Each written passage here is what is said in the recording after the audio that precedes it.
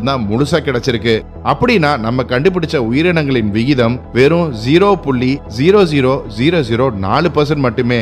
இதனாலதான் ஷ்மிட் மற்றும் prank Homo sapiens போன்ற ஒரு நாகரிகத்துக்கு முன்னாடி வாழ்ந்ததுக்கான சான்றுகள் புதைப்படிவங்கள்ல இருப்பது ரொம்ப அரிதான விஷயம்னு சொல்றாங்க. அதாவது நகரமயமாக்கலின் தற்போதைய பகுதி வெறும் 1% மட்டுமே. ஒருவேளை மனிதர்கள் பூமியில இருந்து முற்றிலும் அழிஞ்சு போயிட்டா நம்ம உருவாக்கிய சாலைகள், நகரங்கள், இயந்திரங்கள் மற்றும் மெகா கட்டமைப்புகள் எல்லாம் 10,000 ஆண்டுகள் மட்டுமே நீடிக்கும். அதுக்கப்புறம் இதையெல்லாம் பூமியில கண்டுபிடிக்க வாய்ப்பே இல்ல. அப்படியே கண்டுபிடிச்சாலும் புதைப்படிவங்களை அதிகபட்சம் 4 மில்லியன் ஆண்டுகள் முன்னாடி வரைக்கும் தான் கண்டுபிடிக்க முடியும்னு சொல்றாங்க. அப்போ கடந்த காலத்துல ஒரு அட்வான்ஸ்ட் சிவிலைசேஷன் இருந்ததை கண்டே பிடிக்க முடியாதான்னு நீங்க கேட்கலாம். கண்டிப்பா முடியும். சிலிரியன் ஹைபோதசிஸின் படி முடியும். எப்படின்னா, இண்டஸ்ட்ரியலைசேஷன் நம்ம சிவிலைசேஷனுக்கான தடயங்களை விட்டு செல்லும். இது எதிர்காலத்துல 100 மில்லியன் ஆண்டுகள் வரைக்கும் ஆராய்ச்சியாளர்களால கண்டுபிடிக்க முடியும்னு சொல்லப்படுது. இதுக்கப்புறம் நம்மளுடைய காலம் பூமியின் ஒரு மெல்லிய லேயர் ஆஃப் ராக் செடிமெண்ட்ஸ் ஆக மாறிடும். ஒரு பாறையின் செடிமெண்ட்ரி கோர்ல ஒவ்வொரு 1000 ஆண்டுகளுக்கும் ஒரு சில சென்டிமீட்டருக்கு லேயரா டெபாசிட் ஆகும். இந்த டெபாசிட் ஆன லேயரை வச்சு எதிர்கால ஆராய்ச்சியாளர்கள் நம்ம வாழ்ந்ததுக்கான சான்றுகளை கண்டுபிடிப்பாங்க. இததான் த டைம் ஆஃப் மேன் இல்ல ஆந்த்ரோபோசின்னு சொல்லுவாங்க. அது எப்படி ஒரு பாறையோட செடிமெண்ட்ல இருந்து நம்மளுடைய சிவிலைசேஷனை கண்டுபிடிக்க முடியும்னு நீங்க யோசிக்கலாம். ஏன்னா இப்போ நம்ம விவசாயத்துக்காக நிறைய உரங்களை பயன்படுத்துறோம். இது பூமியின் நைட்ரோஜன் சப்ளையை திசை திருப்புது. அதே மாதிரி விவசாயம், டீஃபாரஸ்டேஷன் மற்றும் மனிதர்கள் செய்யும் சுரங்க வேலைகள்னால தங்கம், ஈயம், குரோமியம், பிளாட்டினம் மற்றும் மத்த மெட்டல்ஸ்னு எல்லாமே ராக் செடிமெண்ட்ஸ் ஆக இருக்கும். ஆனா நம்ம சிவிலைசேஷனை பத்தி சொல்லும் ஒரே எலிமெண்ட் கார்பன் மட்டும்தான். இன்றைக்கு மனிதர்கள் ஃபாசில் ஃபியூயல்ஸ், இறந்த தாவரங்களை எல்லாம் எரிக்கும் போது வளிமண்டலத்துல உள்ள ஐசோடோப்ஸ் மாறுபடுது. இததான் த சியூஸ் எஃபெக்ட்னு சொல்றாங்க. கார்பன் மொத்தம் 15 வகையாக பிரிக்கப்படுது. அதுல ரொம்ப காமனான ஐசோடோப்ஸ்னா அது கார்பன் 12, கார்பன் 13 மற்றும் கார்பன் 14. கார்பன் 12 தான் லேசான கார்பன். இதுதான் தாவரங்கள்னால போட்டோசிந்தசிஸ் ப்ராசஸின் அப்போ பயன்படுத்தப்படுது. இந்த தாவரங்களை தின்னும் விலங்குகளால பயன்படுத்தப்படுது. இந்த விலங்குகளை தின்னும் விலங்குகள்னாலையும் பயன்படுத்தப்படுது. எரிமலை வெடிப்புகள்ல இருந்து கார்பன் 13 வெளியாகுது. கார்பன் 14 ரேடியோ ஆக்டிவை சேர்ந்தது. ஃபாசில் ஃபியூயல்ல கார்பன் 14 கிடையாது. மனிதர்கள் அதிக ஃபாசில் ஃபியூயல்ஸை எரிக்கும் போது கார்பன் 13 மற்றும் கார்பன் 14 அளவு குறையுது. இதனால கார்பன் 12 அளவு அதிகரிக்குது. வளிமண்டலத்துல அதிகமான கார்பன் 12 இருக்கிறதுனால இது மொத்த பூமியையும் கொஞ்சம் வெப்பமா வைக்குது.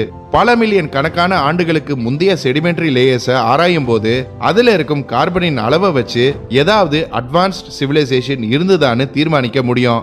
அப்படின்னா இந்த கார்பன் அளவை வச்சு நம்ம ஏதாவது கண்டுபிடிச்சோமான்னு நீங்க கேட்கலாம். 56 மில்லியன் ஆண்டுகளுக்கு முன்னாடி கார்பன் மற்றும் ஆக்சிஜன் அளவுகள்ல பயங்கர மாற்றங்கள் இருந்ததை விஞ்ஞானிகள் கண்டுபிடிச்சிருக்காங்க. இத பாலியோசின் இயோசின் தெர்மல் மேக்சிமம், அதாவது PETMனு சொல்றாங்க. இது சுமார் 2 லட்சம் ஆண்டுகள் பூமியில இருந்திருக்கு. இது கிட்டத்தட்ட மனிதர்களாகிய நம்ம வாழ்ந்த காலத்துல முக்காவாசி இருக்கும். மற்றும் பூமியின் வெப்பநிலையம் 6 டிகிரி செல்சியஸ் அதிகமாயிருக்கு. அதாவது நார்த் போல்ல இருந்த வெப்பமான காலநிலை இது. இதனால பூமியில இருந்த பனிக்கட்டிகள் முழுமையா அழிந்து போனது.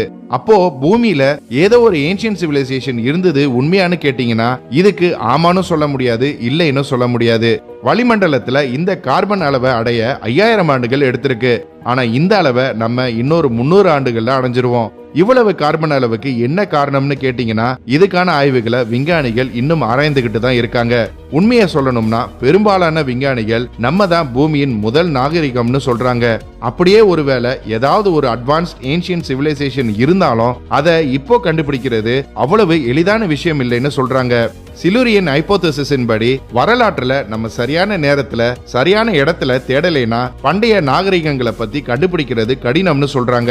இந்த சிலிரியன் ஹைபோதசிஸ் நம்ம பூமியில ஏன்ஷியன்ட் சிவிலைசேஷன் இருந்ததுக்கான சான்றுகளை கண்டுபிடிக்க முடியாம போனாலும் அது மத்த கிரகங்களை கண்டுபிடிக்க உதவும்னு சொல்றாங்க. சில விஞ்ஞானிகளின் ஆராய்ச்சியின்படி நம்ம கேலக்சில 1.5 லட்சத்துல இருந்து 1.5 பில்லியன் நாகரிகங்கள் இருப்பதற்கான வாய்ப்புகள் இருக்குன்னு சொல்லப்படுது. இத கண்டிப்பா பிராங்க் மற்றும் ஷ்மிட்டின் யோசனை கண்டுபிடிக்கும்னு உறுதியா சொல்றாங்க. ஏன்னா ஒரு காலத்துல செவ்வாய் கிரகத்துல நீரும் வெப்பமும் அதிகமா இருந்தது. அதே நிலை வீனஸ்லயும் இருந்தது. ஜூபிட்டரின் நிலவான யூரோப்பால உப்பு நீரை கொண்ட கடல் இருந்தது. இந்த கிரகங்கள்ல இருந்து கிடைக்கும் முக்கிய சான்றுகளை ஆராய்ந்தோம்னா அங்க இப்ப எந்த ஒரு சிவிலைசேஷனும் இல்லைனாலும் கடந்த காலத்துல இருந்துதாங்கிற கதையை நமக்கு சொல்லக்கூடும். இறுதியா சிலூரியன் ஹைபோதேசிஸின் படி பூமியில மனிதர்கள் தான் முதல் சிவிலைசேஷன். இதுக்கு முன்னாடி ஏதாவது அட்வான்ஸ்ட் சிவிலைசேஷன் இருந்ததான்னு கேட்டா இத உறுதியா சொல்ல முடியாதுன்னு சொல்றாங்க. ஆனா பூமிக்கு வெளியில கண்டிப்பா இருக்கும்ங்கிற சாத்தியத்தை முன்வைக்கிறாங்க. ஓகே கைஸ், இன்னைக்கு வீடியோ அவ்வளவுதான். மனிதர்களுக்கு முன் வேற ஏதாவது ஒரு அட்வான்ஸ்ட் ஏன்ஷியன்ட் சிவிலைசேஷன் இருந்திருக்குமா, இல்ல நம்ம தான் பூமியின் முதல் நாகரிகமா? உங்க கருத்து என்ன?